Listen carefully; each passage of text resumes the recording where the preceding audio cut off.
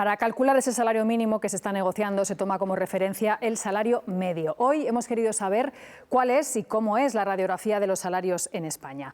Pues bien, el salario medio mensual es de 2.038 euros brutos y según las últimas cifras que recoge el INE del año 2020, aunque no es el sueldo más frecuente, ese sueldo es 700 euros menos que esta cifra, en torno a los 1.320. Volvemos a ese salario medio de los más de 16.000 millones de asalariados, el 40%, casi 6,5 millones de personas cobran entre 1.336 y 2.295 euros. 3 de cada 10 ingresan menos de 1.336 euros y el otro 30% cobraría más de 2.295. Los salarios más elevados los encontramos en las actividades financieras y de seguros, y la hostelería es donde menos se cobra.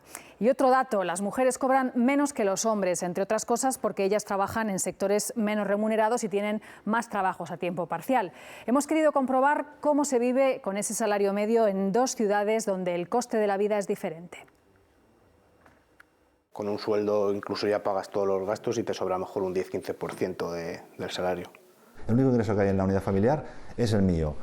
Cuando no llegamos, porque hay muchas veces que no llegamos, entonces mi suegra con su pensión colabora con la unidad familiar. ¿Cuánto daría de sí un sueldo más o menos parecido en perfiles similares, pero en lugares diferentes? Lo comprobamos con José, que reside en un pueblo de Cuenca, hola, y con Roberto, de Barcelona. Ambos cobran un sueldo bruto que ronda los 1.700, 1.900 euros al mes, que en neto se queda en unos 300 menos.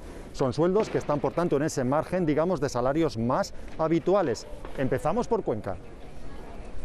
En Villarrubio, localidad de algo más de 200 habitantes, José trabaja de técnico de mantenimiento en una fábrica de equipamiento de baño. No me entra el destornillador. De Madrid se vino a esta empresa donde desde hace año y medio es fijo, importante para poder comprarse una casa en el pueblo vecino donde reside con su familia.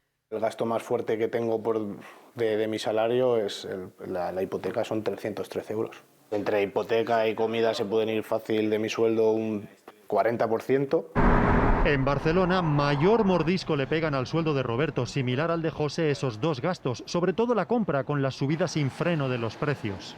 Te ajustas y vas, digamos, a las ofertas. Los precios de los alimentos están disparados. Roberto es oficial de primera en una compañía de telecomunicaciones y miembro del comité de empresa. Vive en un piso de unos 80 metros cuadrados con su mujer en paro y su hijo estudiante de 24 años, no lejos de la oficina.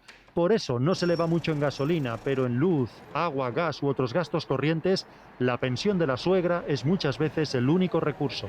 O paga luz, o paga agua, o hay que ir al dentista, y mi suegra paga al dentista. Aquí no se paga comunidad y tal, y aquí con 500-600 euros llena casi el depósito de la calefacción de gasoil. Como a Roberto, a José la gasolina tampoco le hace un agujero en el presupuesto mensual. Vive cerca del trabajo, a 5 minutos en coche. Es padre de un niño de 3 años y espera otro. Nosotros realmente sabemos hasta dónde podíamos llegar y sabemos que podemos tener otro hijo. Hace muchos años que no hago vacaciones. Digo, voy a guardar porque después de vacaciones llega a los estudios del chico. Hipoteca, luz, agua, gas, internet, seguros, gasolina, supermercados, ocio. En eso se les va el sueldo a nuestros protagonistas. Llegados a este punto, la pregunta, por tanto, es: ¿alguno puede ahorrar?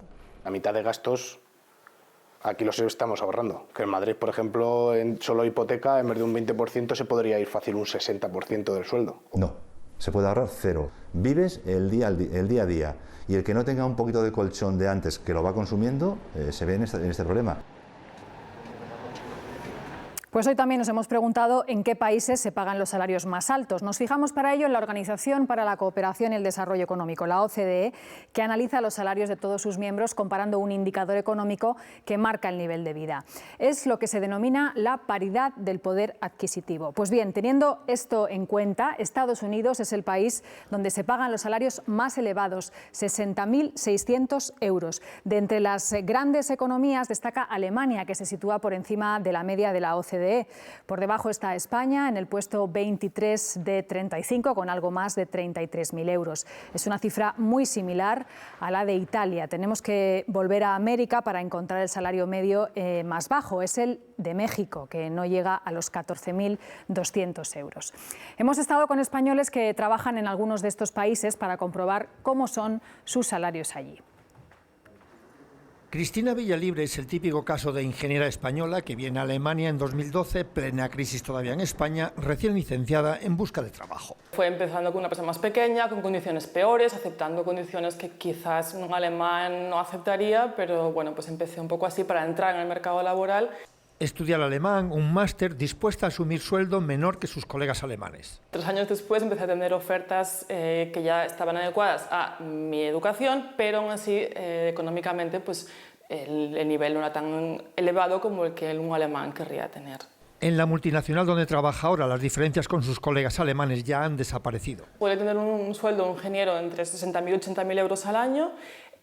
Los impuestos son mucho más elevados que en España, pues en torno a un 40% más o menos, y luego el nivel de vida, pues yo creo que en Berlín, por ejemplo, se puede comparar con el nivel de vida en Madrid o quizá en Barcelona. Si alguien conoce bien la situación de los más de 5.000 ingenieros españoles en Alemania es Ruth Bijande, también ingeniera y con una empresa de cazatalentos. Hizo una encuesta entre más de 900 ingenieros españoles. Nos sorprendió que había una alta satisfacción laboral, más del 80%. La mitad de ellos se mueven en rangos salariales entre 60 a 100.000 euros, están satisfechos con el trabajo que hacen, perspectivas en las empresas. Más de la mitad de ellos no han definido cuándo se van a volver a España, lo cual indica que hay cierta flexibilidad. Las empresas alemanas se han dado cuenta de que los ingenieros españoles es una generación muy bien preparada. Randa Gueniari, malagueña, se vino a vivir a Londres hace 10 años. Ella sola, con sus 2 hijas y sin hablar inglés. Encontré trabajo estando la primera semana. ¿La primera semana? La primera semana. El mismo tiempo que tardó Beatriz Basile de Castellón en encontrar trabajo en un restaurante hace 4 años por unos 2.300 euros limpios al mes, más del doble de lo que ganaría en España. Pero la vida que tengo aquí y los amigos me compensan un montón.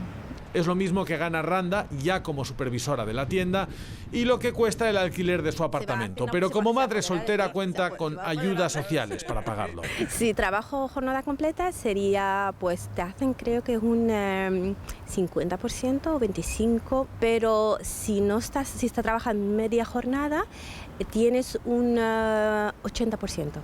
Y si no trabajas, es 100%. Bea vive con 3 amigas y paga 530 euros al mes por una habitación, gastos incluidos. Le sobran unos 1.700 para ella.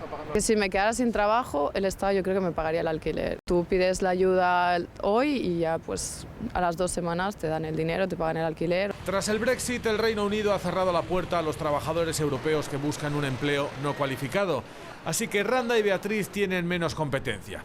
Les preguntamos si lo han notado. Sí, mejores condiciones y más flexibilidad. Pero sí que tengo amigos que lo han notado más, sí cambian mucho más de trabajo porque aquí no me gusta, pero pues voy aquí a otro lado porque me pagan más y cambio de un día para otro. Pero yo sí que no lo he notado. Como veíamos antes, Estados Unidos tiene los salarios más elevados, según la OCDE, pero allí desde hace meses se está produciendo lo que se conoce como la gran renuncia. Casi 4 millones de estadounidenses renunciaron de media cada mes a sus empleos el año pasado. Entre sus razones, el estancamiento de los sueldos durante décadas, pero hay otras que dificultan a las empresas recuperar plantilla.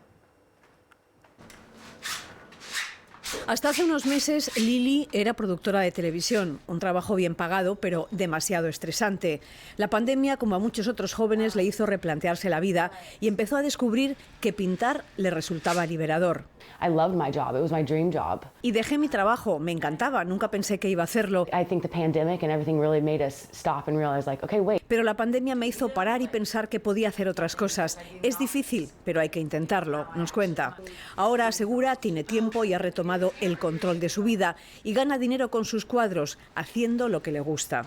El caso de Lili no es único. Como ella, millones de estadounidenses en los últimos meses han dejado sus empleos porque eran trabajos precarios, mal pagados, poco gratificantes, porque querían hacer un cambio en sus vidas o simplemente renegociar las condiciones laborales antes de volver.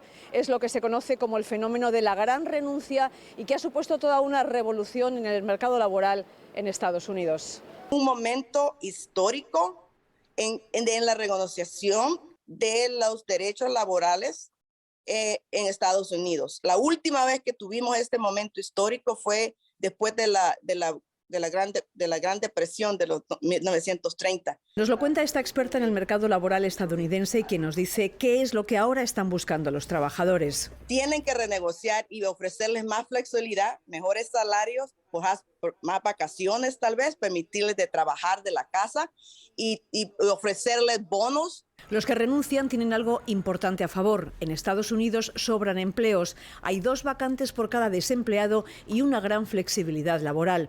Y hay más facilidades para el emprendimiento. Una de las consecuencias de la gran renuncia es que hay más ciudadanos que optan por poner en marcha su propio negocio. I feel very happy. I really do. I feel very fulfilled. Sí, me siento feliz, siento que estoy viviendo la vida y no solo existiendo como un robot, dice Lili. Los expertos señalan la diferencia. Antes solo pensábamos en la posibilidad de hacer cambios en nuestra vida. Ahora es cuando realmente los estamos haciendo. El aumento de los precios de la energía ha disparado la inflación, que fue del 6% en enero. Los sindicatos denuncian que los salarios no están subiendo al mismo ritmo. El año pasado, los pactados en los convenios subieron de media la mitad de lo que subieron los precios. Los empresarios, por su parte, creen que no es momento de tocar los salarios. ¿Deben subir los salarios con el IPC? Los salarios tienen que garantizar que mantiene su poder adquisitivo en los próximos 2 o 3 años. Creo que en un momento de inflación alta tenemos que garantizar que no pierden poder de compra. Tener en cuenta tan solo la variable IPC para el cálculo del salario sería un auténtico error. La situación de la empresa es delicada, es difícil. E incluso hay otros sectores, como puede ser el tecnológico, que van muy bien y tienen incrementos salariales por encima del IPC. ¿Deben subir ligados a la productividad? En contra de lo que se suele decir, si los sueldos en España hubieran crecido ligados a la productividad, hubieran tenido mayor poder adquisitivo en los últimos años. Por supuesto, la productividad es una variable que tiene que estar dentro de la ecuación para el cálculo del salario. Desgraciadamente en España en los últimos años nos olvidamos de la productividad, pero es esencial tener en cuenta la productividad para incrementar o no los salarios. ¿Están perdiendo poder adquisitivo los trabajadores? Indiscutiblemente sí.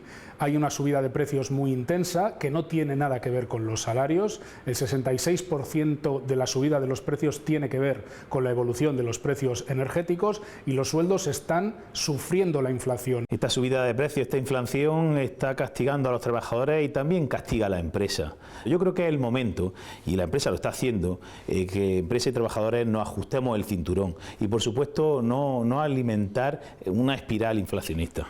¿Debería haber un gran pacto sobre salarios? Yo creo que la manera de salir, digamos, del atolladero en el que estamos con una inflación tan alta es negociar convenios a 2 o 3 años para que, salvaguardando esta inflación, podamos garantizar el poder de compra de los salarios. Ojalá fuésemos capaces de definir la senda para varios años vista la evolución de los salarios.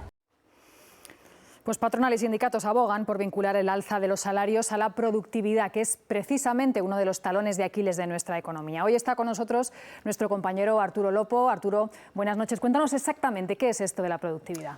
Es un indicador económico que tanto la Comisión Europea como el Banco de España, la OCDE y el Fondo Monetario Internacional llevan años advirtiendo de que en España es especialmente baja. Eso supone en la práctica que los trabajadores deben emplear más horas si se quiere aumentar la producción o si se quiere impulsar el crecimiento económico. Hay que tanto aumentar los recursos en proporción como también termina finalmente implicando un aumento de las horas de trabajo para los empleados. ¿Y qué factores pueden influir en todo esto, Arturo? Hay muchos, pero expertos e instituciones suelen poner el foco, por ejemplo, en el peso en la economía de algunos sectores considerados poco productivos, como es el caso de la construcción o algunas ramas del sector servicios como la hostelería, pero también hay ocasiones en las que los expertos también advierten sobre la elevada la elevada temporalidad del empleo. Pero si en algo están de acuerdo los organismos internacionales cuando hablan de productividad en España es en la inversión, la falta de inversión en 3 áreas fundamentales: en innovación y desarrollo, I+D, en capital tecnológico o, como escuchamos cada vez con más frecuencia, digitalización y, por último, en la inversión en la formación de los trabajadores. Según un estudio del Banco de España, en 2019 la inversión en estas 3 áreas era muy inferior en España a la media del conjunto de la zona euro. En el caso de la innovación y el desarrollo estaba a medio camino de esas cotas en la zona euro, al 56%. Si hablamos, por ejemplo, del desarrollo tecnológico,